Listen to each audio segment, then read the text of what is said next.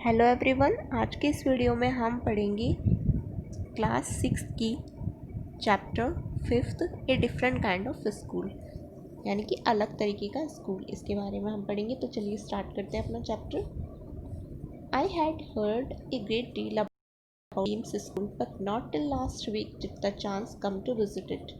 मैंने कई बार बहुत चीज़ें मिस बीम के स्कूल के बारे में सुनी थी, लेकिन मुझे लास्ट वीक ही चांस मिला था वहाँ पे विज़िट करने का, वहाँ पे जाने का। When I arrived there was no one inside but a girl of about 12. Her eyes were covered with a bandage.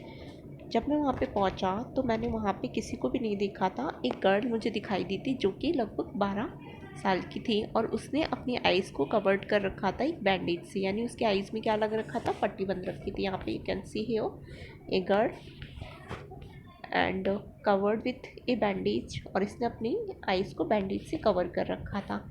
And she was being led carefully between the flower beds by a little boy who was about 4 years younger. She stopped, and it looked like she asked him who had come. He seemed to be describing me to her. Then they passed on. और वो late carefully वो वहाँ पे खड़ी हुई थी और उसने देखा कि फ्लावर बेड्स में से कोई लिटिल बॉय आ रहा था।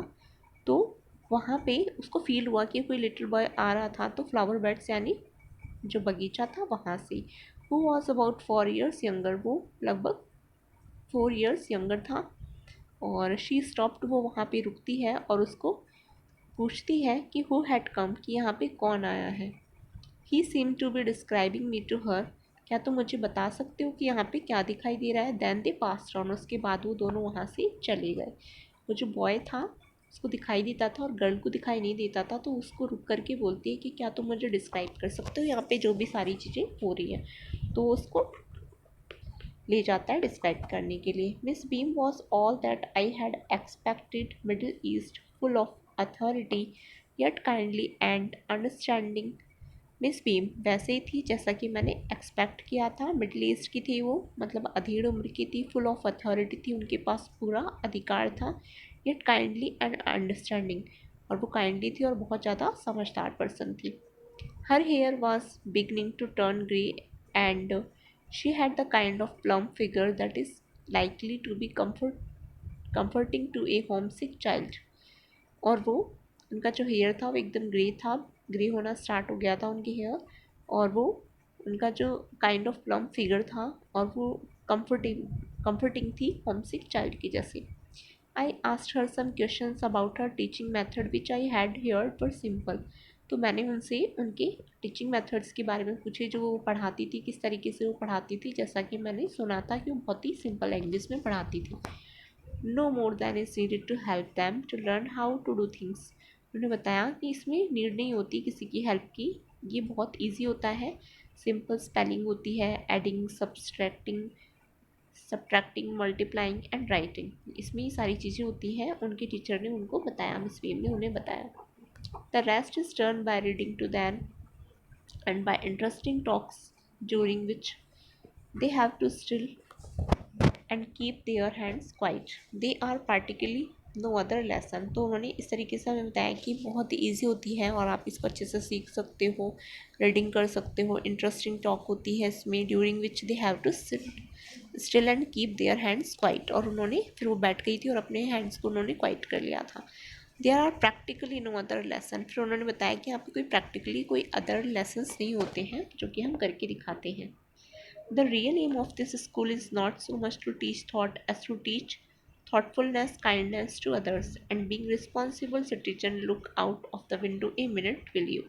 फिर वो बताती हैं कि यहाँ पे जो रियल एम है इस स्कूल का वो बहुत ज़्यादा टीच करने का नहीं है, वो सिर्फ इतना है कि थॉटफुलनेस तरीके से और लोगों को काइंडनेस तरीके से हम कुछ समझा सकें और एक रिस्पॉन्सिबल सिटीजन बना सकें। Look out of the window a minute, will you?